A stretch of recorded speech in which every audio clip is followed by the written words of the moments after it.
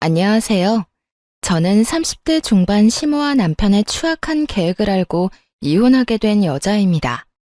남편을 지인들의 소개로 만나 평범한 연애 끝에 결혼까지 하게 된 특별한 것 없는 부부였어요. 그런 저희가 이혼을 하게 된 건 결혼한 지 2년도 채 되지 않았던 때로 이유는 시모와 남편에게 있었죠. 시모는 저희가 결혼할 당시부터 저를 탐탁지 않게 여겼는데 그 이유는 다름 아닌 친정이 시댁보다 부유하지 않다는 것 때문이었죠. 아직도 이해가 되지 않는 것이 시댁이 저희 친정을 무시하는 것만큼 큰 차이가 나는 것도 아니었는데도 불구하고 저를 못마땅해 하는 것을 숨기지 않으니 저도 사람인지라 결혼을 취소해버리고 싶을 지경이었어요. 나 아무래도 이 결혼 못하겠어. 승우 씨 엄마가 우리 집을 저렇게나 탐탁치 않아 하는데 무슨 결혼을 하겠어? 지혜야, 그게 무슨 말이야. 상견례까지 다 끝냈는데 갑자기 결혼을 못하겠다니. 승우 씨도 다 봤잖아. 승우 씨 엄마가 나한테 어떻게 하는지. 정말 이해가 안 되는 게 승우 씨 집이나 우리 집이나 가진 재산 차이가 그렇게 크지도 않은데 왜 승우 씨 엄마는 우리 집을 밥도 못 벌어먹고 사는 집 취급을 하는 거야? 난 이런 취급 받으면서 결혼할 생각도 없고 그런 취급 받으면서 평생 살 자신도 없어. 지혜야, 내가 대신 사과할게. 그런데 지혜야, 내가 너 평생 저런 소리 듣게 할 사람으로 보여? 나도 우리 엄마가 저렇게 나올 거란 생각도 못했기 때문에 대처하지 못했을 뿐이지. 앞으론 우리 엄마가 저런 말 절대 못하도록 내가 알아서 다 해결할게. 그러니까 그런 말 다신 하지 마. 내가 진짜 잘할게. 결혼을 다시 생각해보자는 제 말에 남편은 저를 설득하기 시작하더라고요. 그 당시엔 결혼을 마음먹었을 만큼 남편을 사랑하기도 했고 남편이 시모가 저런 식으로 행동하지 못하도록 제대로 막아주겠다고 호언장담을 하니 다시 마음을 돌려먹게 되었어요. 거기에다 아빠가 일찍 돌아가시고 혼자 계신 엄마에게도 지극정성으로 하는 모습에 한 번 더 믿어보자 싶었던 거였죠. 그렇게 결혼까지 하고 나니 남편이 시모에게 잘 이야기하긴 했는지 더는 재산 문제로 걸고 넘어지는 일은 없었어요. 저 역시 그런 뒷말이 나오게 하지 않으려고 애초에 정확히 반반 결혼을 하기도 했고 누구 한 명이 더 많이 쓰는 일 없이 정확하게 계산해서 반반 결혼이라는 사실을 양가 집에 다 알리기도 했어요. 그 이후로 시모에게 시달리는 일은 없을 거라 안심했는데 시모는 재산으로 말을 할 수 없게 되자 괜한 트집을 잡아 절 괴롭히기 시작했어요. 주말마다 저희 부부를 시댁으로 부르더니 저에게 음식을 알려준다는 명목으로 온갖 일을 시키기 시작하더라고요. 예, 오늘은 김장 좀 하자. 네? 김장이요? 김장철도 아닌데요. 김장은 꼭 김장철에만 하라는 법이라도 있니? 김장김치를 먹고 싶으면 김장하는 거지. 그래도 어머님 댁에도 김치 많고 저희도 아직 김치가 많은걸요. 넌 어른 말에 하나부터 열까지 이렇게 말대꾸 할 거니? 그냥 하라고 하면 좀 해. 처음 불렀을 땐 밑반찬을, 두 번째 불렀을 땐 전복죽을 한 냄비 끓여 소분에 얼리라고 하더니 결국 김장하라는 말까지 나오더군요. 처음엔 남편도 시댁에 갈 때마다 제가 갖은 고생을 하니 저를 도와주려고 노력했지만 그럴 때마다 시모의 불호령이 떨어졌어요. 여보, 내가 뭐 도와줄 거 없어? 재료라도 다듬어 줄까? 아니면 식기라도 씻어줘? 아들, 너 지금 뭐 해? 남자가 주방에 들어와서 그러는 거 아니라고 했지? 엄마 밥 얻어먹고 살 때도 안 하던 짓을 왜 이제야 와서 하려고 그러는 거야? 살던 대로 살아, 하던 대로 하고. 혹시 네 집사람이 잔소리라도 하니? 우리 집에 있다가 너희 집에 가면 못 살기라도 구는 거야? 그런 거 아니야, 엄마. 그냥 주말에 쉬지도 못하고 이러고 있으니까 마음에 걸려서 그렇지. 네 눈엔 엄마 힘든 건 보이지도 않아? 그저 마누라밖에 안 보이지? 마누라 힘든 것만 보지 말고 이 엄마 힘든 것도 좀 생각하고 그러려무나. 마누라가 이렇게 와서 하지 않으면 이걸 엄마 혼자 다 해야 하는데 혼자 하다가 이 엄마 몸져 눕기라도 했으면 하는 게야? 에이, 엄마, 그런 말이 아니잖아. 두 사람 다 힘드니까 내가 도우면 좀 더 수월하게 끝날 거 아니야. 얼른 끝내고 다 같이 쉬자. 네가 무슨 도움이 된다고? 헛소리 하지 말고 얼른 주방에서 나가지 못해? 가자미 눈을 뜨고 시모가 고함을 질러대자 남편은 하는 수 없이 주방 밖으로 나가게 되었고 그 후론 가운데서 눈치만 살필 뿐 어떤 행동도 취하지 못했어요. 처음엔 그런 남편의 입장도 이해하려 했지만 제가 힘든 건 하나도 나아지지 않았어요. 남편도 돕고는 싶은데 시모가 뒷목 잡고 넘어가는 신용을 하니 어떻게 할 수 없던 남편도 답답함을 느끼더라고요. 그런데 그런 것도 한두 번이지.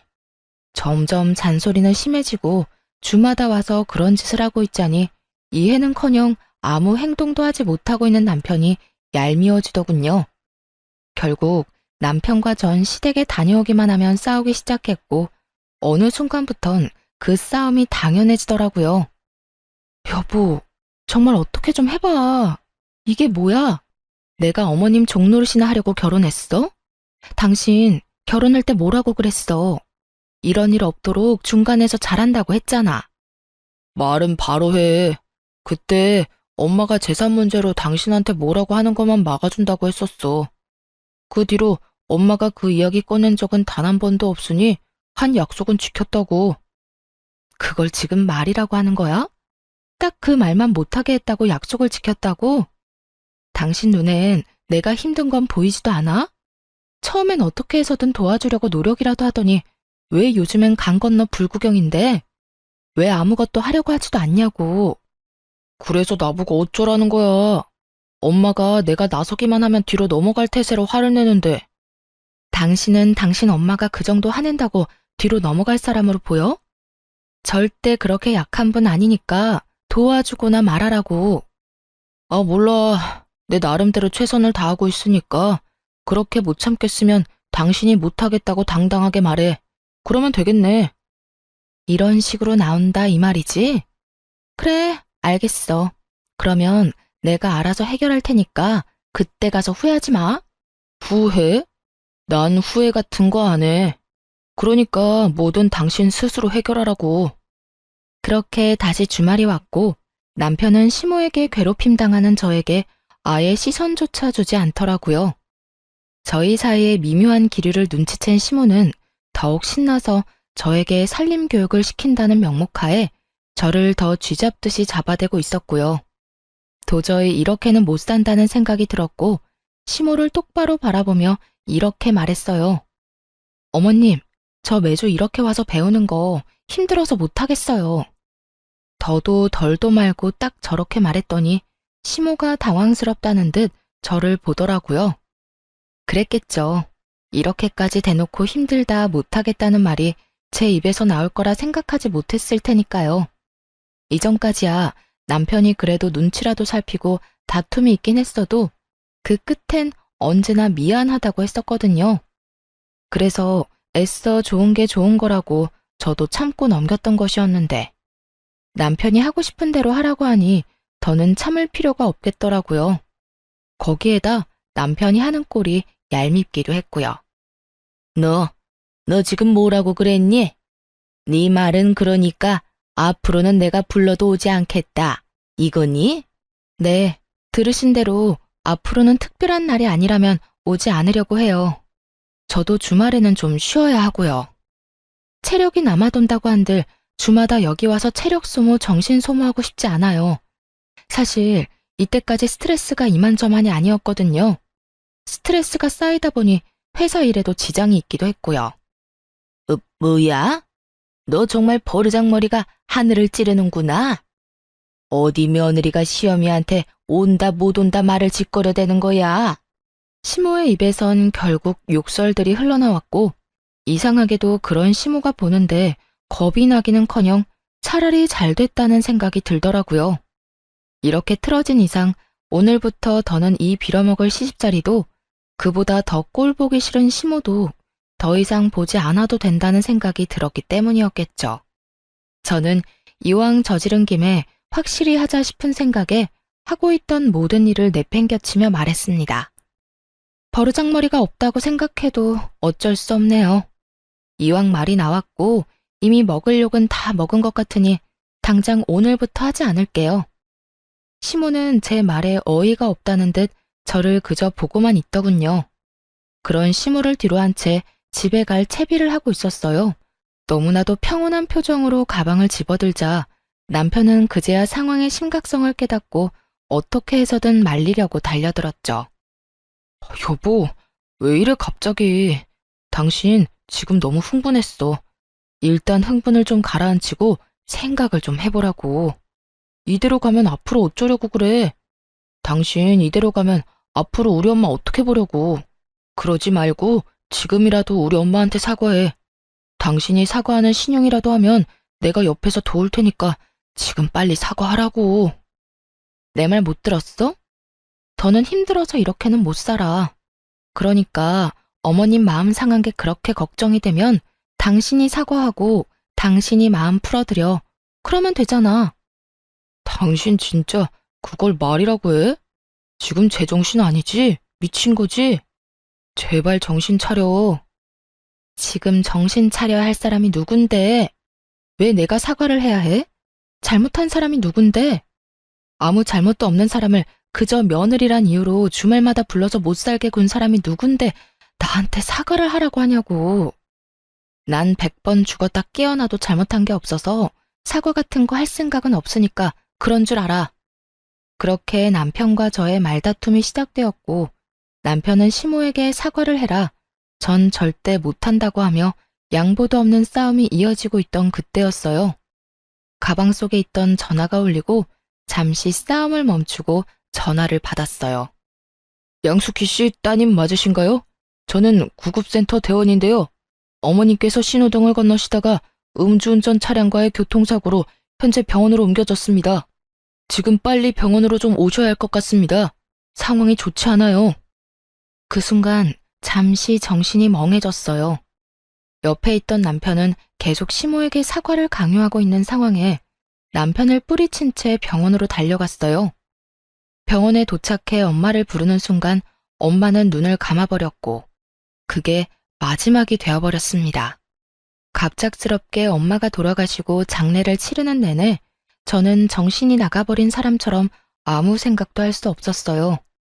그런 저를 대신해 모든 일을 남편과 시모가 대신해 주었고 정신이 조금 돌아왔을 땐 장례가 끝난 뒤더라고요. 집으로 돌아와 현실을 받아들이고 있으니 남편이 제 눈치를 살피며 서류를 건네주더군요. 여보, 이거 보험회사에서 주고 갔어. 응? 보험회사? 이게 뭐지? 나도 잘 몰라. 그냥 당신한테 전해주라고 하더라. 당신이 장례식장에서 워낙 정신이 없어 보이니까 나한테 준 것 같아. 여기 명함도 같이 받아뒀으니 서류 살펴보고 연락 한번 해봐. 남편은 서류를 건네주곤 화장실로 가버렸고 혼자 서류들을 살펴보았어요. 그 서류들은 엄마의 사망보험금 서류였는데 엄마가 저도 모르게 사망보험을 들어놓았던 것이었죠. 언제 닥칠지 모를 죽음의 순간을 준비하며 남아있을 딸 생각을 먼저 한 엄마를 떠올리니 눈물이 왈칵 쏟아져 나오더라고요. 엄마가 저를 위해 준비한 서류들을 보며 하늘에 계신 엄마가 걱정하지 않게 정신을 다잡고 지금보다 더 잘 살아야겠다고 다짐했어요. 그 후 더 밝게 그리고 더 열심히 살려고 노력했고 이땐 시모도 더는 저를 시댁으로 부른다거나 괜한 트집을 잡는다거나 하는 일은 없었어요. 친정 부모님을 모두 잃은 제가 안타까워 이제 좀 잘해주려나 보다 생각했죠. 남편 역시 저에게 온갖 정성을 다하고 있었고요. 하지만 정신을 차리고 괜찮은 척해도 세상에 혼자 내던져진 우울감이 줄어들지 않더군요. 회사 일을 계속하는 것은 아무래도 무리였고 잠시 회사를 쉬며 정리하는 시간을 갖기로 했어요. 회사를 그만둔 후 엄마가 가지고 있던 여러 재산과 보험들을 정리하러 갔어요. 그 금액은 제가 생각한 것보다 꽤 컸어요. 남편에게 알리지 않고 조용히 혼자 처리하기 시작했죠. 어느 정도 말끔하게 마무리가 되어갈 때쯤 남편이 이런 말을 꺼내더라고요. 너 회사 그만둘까 봐. 너무나 갑작스러웠고 한편으론 의아했어요. 그 전까진 회사에 대해선 단 한마디도 언급이 없었는데 이렇게 갑자기 회사를 그만둔다고 하니 의아할 수밖에 없는 상황이었죠. 뭐? 회사는 갑자기 왜? 무슨 일 있어? 아니, 아무 일도 없는데 장모님 돌아가시고 당신도 너무 힘들어했고 요즘도 당신 보고 있으면 내가 걱정이 돼. 그래서 나도 회사 그만두고 이참에 당신이랑 같이 쉬면서 여기저기 다니는 것도 좋을 것 같은데 당신 생각은 어때? 최선을 다해 제 핑계를 대고 있었지만 그저 그냥 본인이 원해서 그만두겠다는 거잖아요. 남편 역시 상황이 여의찮고 회사 생활이 너무 힘들다면 그만두고 쉬는 걸 반대할 생각은 없었지만 저도 쉬고 있는 상황에서 남편마저 회사를 그만둬 버린다면 앞으로 생활은 어떻게 할 건지 궁금하더라고요. 나 때문에 걱정되어서 그만두는 거라면 굳이 그럴 필요는 없고 당신이 너무 힘들어서 못 견딜 상황이면 그만둬. 그런데 나도 지금 이렇게 쉬고 있는데 당신마저 쉬면 우리 생활은 어떻게 하려는 거야? 그게 나 사업이나 좀 해보려고. 오래전부터 생각해둔 사업이 있는데 퇴직금으로 시작은 충분히 해볼 수 있을 것 같아. 혹시나 모자라면 장모님 재산 정리한 돈 있잖아. 그거 조금만 보태주면 어려움 없이 시작할 수 있을 거야. 역시 제 예상이 맞았어요. 저와 함께 시간을 보내고 싶다던 말은 듣기 좋은 핑계였고 남편의 머릿속엔 이미 계획이 다 세워져 있었죠. 심지어 저는 한 번도 생각해 본 적도 없었던 엄마의 재산까지 사업 계획에 넣어서 말이죠. 사업 좋죠. 그럴 만한 그릇이 된다면 직장 생활보다 사업하는 게 성공할 가능성이 높겠죠. 하지만 제가 아는 남편은 사업할 그릇이 안 되는 사람이거든요. 그런 남편에게 엄마가 남기고 간 돈까지 끌어다 주며 괜한 시간 낭비, 돈 낭비는 절대 하고 싶지 않았어요. 경기 안 좋다고 하루가 멀다고 뉴스에서 난리인데 사업은 무슨 사업이야. 요즘 하던 사업도 전부 망해서 접는다더라. 이상한 생각하지 말고 그냥 회사 생활이나 잘해. 그렇지 않아도 머릿속도 복잡하고 마음도 좋지 않은데 당신까지 신경 쓰이게 하지 말아줘. 응? 단호하게 안 된다고 이야기했더니 오히려 남편은 태세를 바꿔 그저 가벼운 농담이었다는 식으로 말을 바꾸더라고요. 나도 막 진지하게 한 이야기는 아니었어. 그냥 혹시나 내가 회사를 그만두게 되면 나이도 있고 하니까 제 취업보다는 사업을 하는 게 좋지 않을까 했던 거지. 그냥 가볍게 한 이야기니까 너무 기분 나빠하지 마. 기분이 나쁜 게 아니라 그냥 좀 당황스럽긴 하네. 하여튼 사업은 반대니까 그런 줄 알아. 남편의 행동과 말이 내심 수상하긴 했지만 가볍게 생각하고 넘기고 말았어요. 왜 회사 생활 오래 하다 보면 다들 이렇게 살 바엔 내 사업하면서 눈치 안 보고 살고 싶다고들 하잖아요. 남편 역시 그런 시기가 왔나 보다 하고 대수롭지 않게 여겼던 것이었죠. 하지만 이런 제 생각과는 달리 이상한 일이 계속해서 일어나더라고요. 일단 제일 이상한 것은 시모의 행동이었어요. 시모는 그런 이야기가 오가고 난 후 계속해서 저희 집으로 반찬을 해서 가지고 오더라고요. 큰일 치른 며느리에게 반찬 좀 해다 주는 게 뭐가 그리도 이상한 일로 여기느냐고 하시는 분도 있겠지만 반찬도 반찬이지만 정말 이상한 건 시모의 표정이었어요. 결혼한 이후 단 한 번도 본 적 없었던 다정한 표정으로 심지어 남편이 좋아하는 반찬이 아닌 제가 좋아하는 반찬들을 가져오더군요. 그야말로 안 하던 짓을 하니까 이렇게까지 하는 의도가 궁금하더라고요. 아가, 여기 네가 좋아하는 숙주무침이랑 제첩국도 좀 해왔단다. 이 제첩 구하느라 내가 얼마나 고생했는지 몰라. 다음에 올 때 혹시 먹고 싶은 거 있니? 네 입맛에 당기는 걸로 해다 주마. 아, 아니에요. 이것만 해도 너무 감사한걸요. 앞으로는 고생스럽게 이렇게 안 해다 주셔도 돼요, 어머님. 고생스럽기는? 우리 며느리 잘 먹는 것만 봐도 내 배가 다 부른걸. 그러니까 혹시나 먹고 싶은 게 생기면 주저 말고 나한테 말하려무나. 네? 아, 네, 감사합니다. 잘 먹을게요, 어머님. 무슨 직장 상사 비위 맞춰주듯 제 눈치를 살피더라고요. 그것뿐만이 아니었어요. 같이 밥을 먹다가 제가 뭔가를 흘리기라도 하면 바로 물티슈를 대령해주기도 했고, 어느 날은 아무 날도 아닌데 명품 가방부터 해서 제가 주로 쓰는 화장품까지 사다 주곤 하더라고요. 그날은 제가 소화가 잘 안 돼 소화제를 먹었더니 그 모습을 본 시모가 앞치마까지 하고 집안일을 하기 시작했어요. 어머님, 지금 뭐 하세요? 뭐 하긴 청소하지. 너 아까 보니까 체한 것 같던데 들어가서 얼른 쉬거라. 내가 청소 빨리 해두고 빨래도 해두마. 그러니까 집안일 신경 쓰지 말고 얼른 쉬어. 체했을 땐 푹 쉬는 게 최고야. 아니에요, 어머님. 제가 좀 이따가 할 테니 그냥 두세요. 어머님이 이러시는데 제가 어떻게 마음 편히 쉴 수가 있겠어요. 아가, 그냥 나를 돌아가신 친정엄마 대신이다 라고 생각하려무나. 엄마가 돼서 딸이 몸이 아프다는데 집안일 정도는 해줄 수 있지 않겠어? 아무리 그래도 체한 것만 좀 내려가고 나면 제가 할 테니 그냥 두세요. 괜찮대도 얼른 들어가서 쉬어.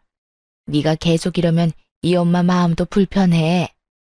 호의가 계속될수록 고맙기는커녕 점점 더 불안해지기 시작했어요. 이런 저의 불안이 괜한 기우가 아니었다는 걸 알게 된 건 그로부터 얼마 지나지 않은 어느 날이었어요. 엄마가 돌아가시고 불면증이 심해지는 바람에 수면제를 처방받고 있었거든요. 그날도 수면제를 처방받을 겸 상담을 하러 간 날이었죠. 아무래도 잠을 제대로 자지 못하니 직접 운전해서 가기는 무리더라고요. 일부러 차를 두고 택시를 타고 다녀왔는데 집에 들어가기 전 단지 한 벤치에 잠시 앉아 쉬고 있을 때였어요. 뜬금없이 뒤쪽 분리수거장에서 남편과 시모의 목소리가 들려오는 게 아니겠어요? 원래도 목청이 큰 두 사람이었기에 굳이 얼굴을 확인할 필요도 없이 두 사람의 목소리란 걸 확신할 수 있었죠. 엄마, 이게 마지막이지? 더는 버릴 거 없지? 그래, 마지막이야. 이놈의 쓰레기랑 분리수거는 해도 해도 끝이 없니? 그래도 이렇게 다 해놓고 나니 집이 깨끗하더라. 그러니까, 엄마, 오늘 고생 많이 하셨어요. 그래도 엄마가 대청소 도와줘서 빠르게 끝낼 수 있었어. 두 사람은 제가 병원에 간 사이 대청소를 한 듯 했어요.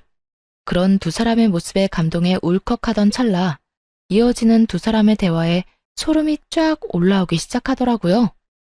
됐어. 어쨌든 네 집사람 모르긴 몰라도 집이 반짝반짝하다며 입이 귀에 걸릴 거다. 그런데 걔는 정말 잠만 안 와서 정신병원에 간 거 맞긴 한 게야? 혹시 그냥 미쳐버린 건 아니겠지? 요즘 왜 기분이 심하게 왔다 갔다 하잖니? 나도 그냥 그랬으면 차라리 좋을 것 같다니까. 그런데 안타깝게도 미친 건 아니고 그냥 수면제 처방받으러 갔어. 안타깝게도 집사람 아주 지극히 정상이야. 그 순간 두 사람의 대화를 듣고 있는데 정말 제가 미쳐버려 환청이 들리는 건가 싶었어요. 하지만 계속되는 잔인한 대화들은 환청이 아닌 분명한 현실이고 또 그들의 진짜 속내라는 걸 알 수 있었죠. 두 사람의 대화를 한마디도 놓치지 않으려 숨도 제대로 쉬지 않은 채 두 사람의 대화에 집중했어요. 아유, 도대체 이 고생은 언제까지 해야 하는 거니? 네 사업 자금은 아직 소식도 없니? 소식은 무슨, 아직 제대로 말도 못 꺼내봤어. 아직은 더럽고 치사해도 집사람 비 더 맞춰줘야 한다고. 저번에 사업 이야기 잠깐 꺼냈다가 제대로 말도 못하고 그 자리에서 퇴짜 맞았다니까. 두 번, 세 번 이야기 꺼낼 필요 없이 제대로 한몫 뜯어내려면 그 비위 잘 맞춰줘야 한다고. 아니, 도대체 사돈 죽고 물려받은 돈이 얼마나 되길래 그게 한몫이라는 말까지 나오는 거야? 도대체 얼마길래 우리가 이 고생까지 해야 하냔 말이야. 엄마, 가지고 있던 재산은 아무것도 아니야. 장모님이 글쎄 사망보험까지 들었더라니까. 그 보험금만 해도 꽤 된다고. 그러니까 엄마는 그냥 나 위한다고 생각하고 집사람한테 잘해줘. 남편이 정확한 금액을 대며 자랑하듯 말하자 화들짝 놀란 시모가 목소리까지 낮추며 말했어요. 그만큼이나 된다는 말이야? 그래, 알겠어. 우리 아들 위해서 이 엄마가 뭐든 해야지. 이 엄마만 믿어, 아들. 남편은 제가 한 번도 언급한 적 없었던 엄마의 재산 규모와 사망보험금까지 그 액수를 정확히 알고 있었어요. 그렇습니다. 남편은 몰래 제가 물려받을 재산을 조사했고 진작 사망보험금을 받는다는 사실도 알고 있었어요. 두 사람이 잘해주는 이유가 돈 때문이란 사실에 속이 쓰리더라고요. 저는 아무것도 모른 채 두 사람에게 속고 있었던 거였죠. 한참을 빛나는 꿈에 젖어있던 두 사람은 하하호호 웃으며 집으로 들어갔고 저는 넋이 나간 채 그저 멍하니 앉아있을 수밖에 없었어요. 엄마를 보낸 슬픔도 아직 마음속에 남아있는데 믿었던 남편까지 제 뒤로 저런 계획이나 세우고 있다니 내 옆에 믿을 사람 하나 없다는 이 현실에 너무 절망적이었어요. 속이 텅 비는 느낌에 눈물조차 나오지 않았고 그저 그 상황을 최대한 냉정하게 받아들이려고 노력했던 것 같아요. 그렇게 한참 생각을 정리한 끝에 저는 이혼은 물론이며 복수까지 결심하게 되었습니다. 본격적으로 시모와 남편에게 잘 보일 기회를 주기로 했고 남편은 물론이고 시모까지 마음먹고 부려먹기 시작했어요. 그렇게 제게 잘 보이고 싶다는데 마음껏 부려먹어줘야 제 복수는 물론이고 그들도 마음이 편하지 않겠어요? 어머님, 내일도 혹시 오실 건가요? 응, 너만 불편하지 않다면 이것저것 해서 오려고 하는데 혹시 너 내가 오는 거 불편하니? 아니요, 그런 게 아니라요. 요즘 저희 집에 자주 오시는데 힘들게 왔다 갔다 하지 마시고 그냥 주무시고 가시라고요. 그냥 저희 집에서 한동안 아예 지내셔도 되고요. 아예 시모와 함께 지내며 마음껏 부려먹기로 마음먹었고 이런 제 마음을 전혀 알지 못하는 시모는 제 말에 어린아이처럼 해맑게 웃으며 대답하더라고요. 정말? 정말 그래도 되니? 그렇지 않아도 여기랑 우리 집이랑 거리도 꽤 되는데 날마다 왔다 갔다 하기 힘들었는데 네가 그렇게 말해주면 나야 너무 좋지.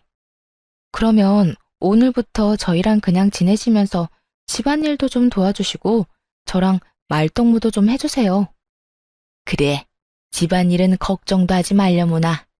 내가 날마다 마시는 것도 해주고 청소도 깨끗하게 해줄 테니.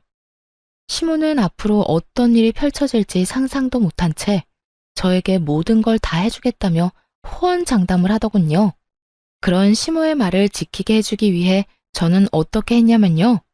아주 밤낮 없이 식사를 요구했고 청소를 하게 만들었고 또 새벽엔 손이 많이 가는 음식이 먹고 싶다며 시모를 깨웠어요. 어머님, 어머님, 저 지금 잔치국수가 너무 먹고 싶어요. 응? 지금 이 새벽에 말이냐?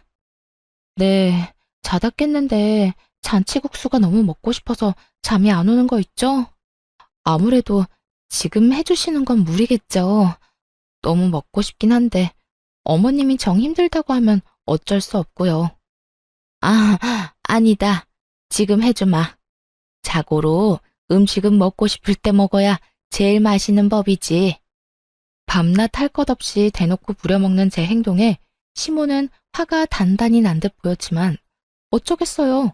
아들의 사업 자금이 달린 문제인데 절대 포기하지 않더라고요. 그렇게 며칠 괴롭히고 나니 시모의 얼굴은 점점 더 썩어가고 있었고 시모가 폭발할 타이밍에 맞춰 남편 사업 자금에 대해 말을 꺼냈어요. 여보, 요즘 회사 생활 어때? 힘든 건 없어? 회사? 회사야 늘 힘들지. 당신도 잘 알 거 아냐. 잘해도 욕먹고 못하면 더 욕먹는 게 회사 일이라는 거. 그런데 갑자기 그건 왜 묻는 거야? 그게 저번에 왜 당신이 사업 이야기 꺼냈었잖아. 그때 내가 단칼에 안 된다고 한 게 마음에 자꾸 걸리더라고. 당신도 당신대로 힘들고 한참 생각해보고 그런 말을 꺼냈을 텐데 내 입장만 생각하고 거절부터 한 것 같아서 미안하기도 했고 말이야. 그래서 하는 말인데 아직도 사업 생각이 있는 거야? 최대한 미안하다는 표정을 지어 보이며 남편에게 사업 이야기를 꺼내자 기다렸다는 듯이 숨도 쉬지 않고 말하더군요. 그럼 당연히 사업 생각 있지. 그때 당신한테 말을 못했는데 사실 구체적으로도 계획을 다 세워놨어. 당신이 금전적으로 좀 도와주기만 하면 바로 시작해도 될 정도라니까. 그래? 계획서 있으면 나 좀 보여줘. 보고 괜찮으면 투자 좀 하든가 할게. 정말? 정말이지. 내가 조금 있다가 당신 보기 편하게 정리해서 보여줄 테니까 당신은 잘 보고 투자해 주기만 해. 그러면 내가 정말 열심히 일해서 호강이란 호강은 다 시켜줄 테니까. 전 그저 투자할 생각이 있다고만 했을 뿐인데 남편은 이미 투자받은 사람처럼 다음날 바로 사표를 쓰고 와서는 본격적으로 사업을 준비하기 시작하더군요. 저는 최고의 타이밍을 잡아 이혼을 통보할 때를 기다리고 있었어요. 두 사람이 외출한 사이 보이지 않는 곳에 홈 CCTV를 설치해 시모와 남편의 추악한 계획을 뒷받침할 증거도 확보해 놓기로 했어요. 그렇게 차근차근 통쾌한 복수극을 준비하는 사이 남편은 우선 퇴직금을 쏟아붓더군요. 대책이라고는 오직 제 투자금뿐인 상황에서 일은 일대로 벌이는데 더는 발 빼지 못하는 상황이 되고 있었죠. 그러던 어느 날 잠시 외출하고 돌아왔더니 시모와 남편이 상다리가 부러지게 잔치상을 차려놓고 저를 기다리고 있더라고요. 목적을 누구보다 잘 알고 있었던 저는 일단 차려놓은 밥을 맛있게 먹었죠. 식사가 끝나고 나니 남편이 돈 이야기를 꺼내기 시작했어요. 저기 여보, 그때 말했던 투자금 언제 해줄 거야? 아, 투자금. 일단 이거 뒷정리부터 하고 이야기 나누면 안 될까? 이렇게 엉망진창을 만들어 놓고 무슨 돈 이야기를 해. 빈 접시들로 엉망이 된 식탁을 손가락질하며 말을 돌렸고 남편은 제 말에 밝게 웃으며 본인이 다 정리하겠다고 나섰어요. 손해볼 것이 없었던 저는 편하게 TV나 보고 있었네요. 설거지가 끝나자마자 다시 제 맞은편에 앉아 돈 이야기를 꺼내기 시작했어요. 그리고 남편의 옆자리엔 기대에 가득 찬 표정의 시모가 자리하고 있었고요. 여보, 뒷정리에 설거지까지 다 했는데 이제 이야기 좀 나눠도 될까? 그 전에 내가 할 이야기 있어. 어? 할 이야기? 뭐든지 다 해봐. 무슨 말이든 당신 말이라면 다 들을 준비 됐어. 그래? 그러면 우리 이혼하자. 그대로 이혼을 통보했고 남편보다 더 놀란 시모가 빽 고함을 질러대기 시작했어요. 뭐? 이혼? 너 지금 이혼이라고 했니? 너 진짜 정신적으로 어디 아픈 거 아니니? 그러지 않고서야 지금 이 타이밍에 어떻게 이혼하자는 말을 해? 너희가 사이가 나쁜 것도 아니고 요즘 부부싸움 한 번 한 적도 없으면서 이혼은 무슨 이혼이야? 이 상황이 믿기지 않는다는 듯 큰 소리를 치는 두 사람에게 제가 알고 있는 사실을 전부 알려주었죠. 안타깝게도 저 아주 멀쩡해요. 아니, 두 사람 덕에 아주 멀쩡해졌지 뭐예요? 당신, 나 몰래 내 재산 조사했더라. 그 돈에서 크게 한몫 챙겨서 잘 먹고 잘 살 계획 세웠던데? 그래서 어머님도 제게 잘해줬던 거 다 알고 있었어요. 두 사람이 그런 말도 안 되는 계획을 세우는데 제가 더 정신을 바짝 차려야 하지 않겠어요? 당신 그걸 어떻게 한 거야? 그걸 어떻게 알았겠어. 두 사람이 동네 사람들 다 들으라고 떠들고 다니는데 내가 모를 리가 있겠어? 그리고 당신은 지금 어떻게 알았는지 신경 쓸 게 아니라 앞으로 어떤 일이 일어날지를 더 신경 써야 할 텐데. 무어라 변명할 말도 떠오르지 않는지 아무 말도 못하고 있는 두 사람에게 앞으로의 계획을 친절히 설명해 주었어요. 더는 당신 같은 인간이랑 같이 살 생각 없어. 만약 당신이 싫다고 하면 소송을 해서라도 이혼할 거고, 물론 위자료 청구도 다 할 생각이야. 당연히 이혼할 남편한테 사업자금 대줄 일도 없을 거고 말이야. 그러니까 허황된 꿈은 접어두고 이혼이나 준비해. 남편은 사업자금이 아른거렸는지 눈물까지 흘리며 싹싹 빌기 시작하더군요. 여보, 내가 당신한테 사업 자금을 받아내려고 한 건 맞지만 그건 다 우리를 위한 일이었어. 내가 사업으로 성공하면 나만 좋은 일이야? 아니잖아. 나도 좋긴 하겠지만 나보다 당신한테 더 좋은 일 아니야? 하루라도 빨리 성공해서 당신이랑 잘 먹고 잘 살려는 생각에 그랬던 거라고. 내가 성공해도 당신을 버릴 생각은 전혀 없었어. 이혼 생각 따윈 전혀 없었다고. 그래, 아가야. 네가 무슨 말을 어떻게 들었는지 모르겠는데 다 오해란다. 우리 아들이 설마 돈만 뜯어내고 널 버릴 생각을 했겠니? 우리 아들이 너라면 죽는 신용까지 하는 녀석인데 그런 우리 아들을 이런 식으로 버리는 건 아니지 않니? 쪽수로 밀어붙이는 두 사람에게 하는 수 없이 제가 확보했던 증거 영상을 보여주었어요. 그 영상은 몰래 설치했던 카메라에 찍힌 영상이었는데 거기엔 두 사람의 추악한 대화가 모두 녹화되어 있었거든요. 엄마, 이제 곧 사업 자금 받을 수 있을 것 같아. 며칠 전에 나랑 사업 이야기를 먼저 꺼내더라니까. 그게 정말이니?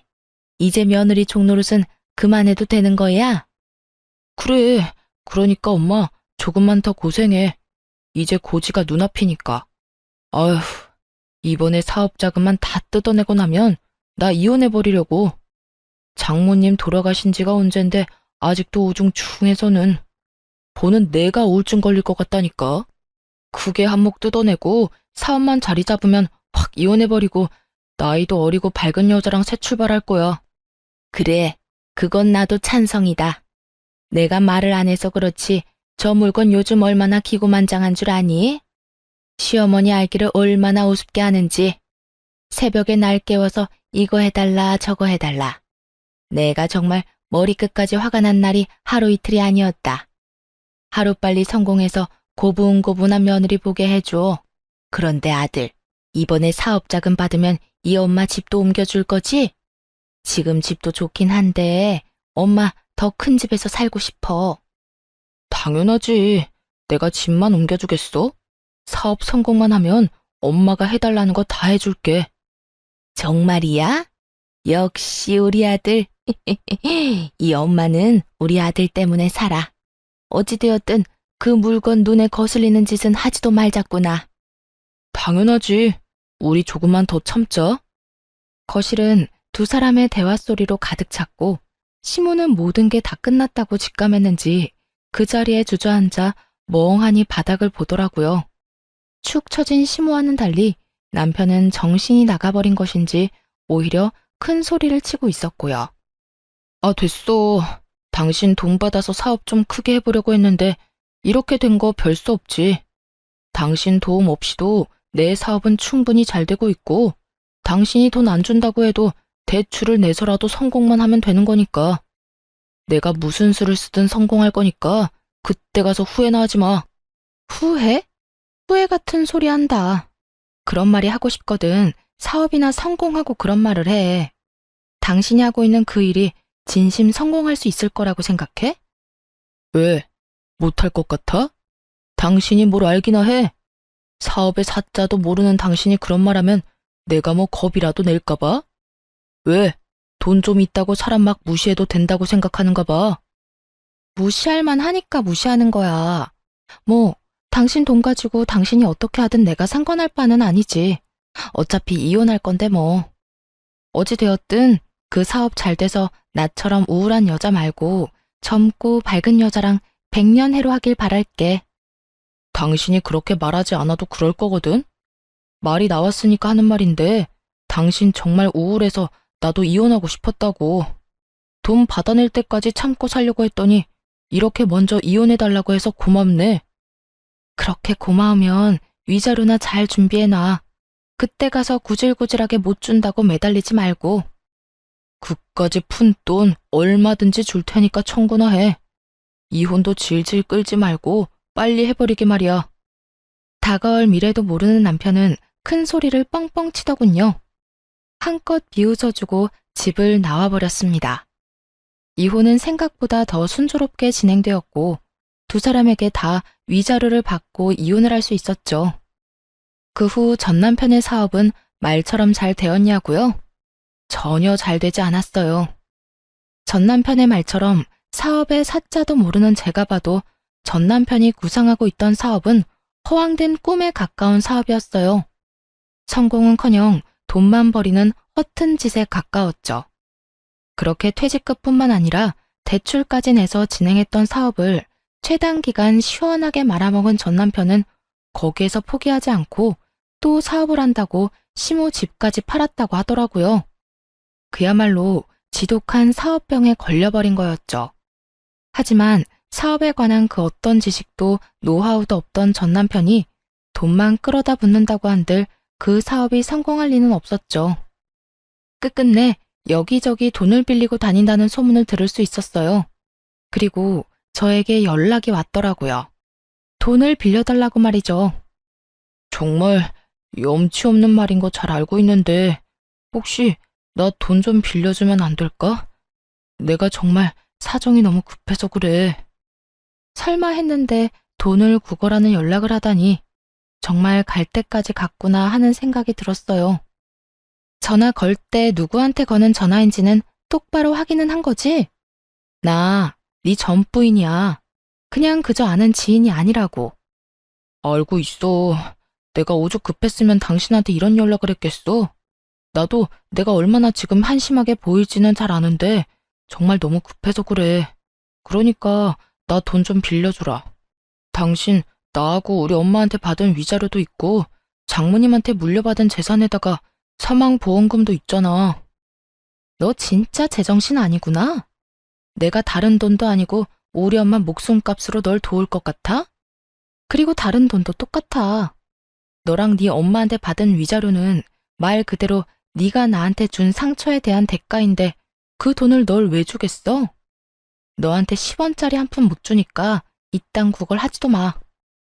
여보, 그러지 말고 조금만, 아주 조금만 빌려주면 돼. 일단 급한 불은 꺼야 할 거 아니야. 이미 이리저리 빌려서 사업은 시작했는데 돈이 조금 모자라서 이때껏 투자했던 돈까지 다 날릴 상황이어서 그래. 그러니까 당신이 조금만, 아주 조금만 좀 빌려주라. 구걸이라고 하든 거지라고 하든 쌍욕을 해도 좋으니 돈만 좀 빌려줘. 야, 제발 정신 좀 차려라. 그릇도 안 되는 게 사업한다고 부모 집까지 다 날려먹었으면 지나가던 똥개도 정신 차리고 사업은 꿈도 안 꾸겠어. 한때 너랑 사랑이란 걸 했던 사람이라서 해주는 이야기인데 그렇게 살다가 새고랑 차는 건 시간 문제야. 그러니까 제발 정신 좀 차리고 다신 연락하지 마. 그대로 전화를 끊어버렸고 그 뒤로도 계속해서 연락이 오길래 아예 번호를 차단해버렸어요. 그 후 들리는 소문으로 전 시모는 여전히 사업병에 걸린 아들이 진 빚을 갚아내느라 식당 일을 하며 고된 노후를 보내고 있다더군요. 그러면 뭐해요? 밑 빠진 독에 물 붓게 아니겠어요? 그 소식을 마지막으로 인연을 끊어낼 수 있었습니다.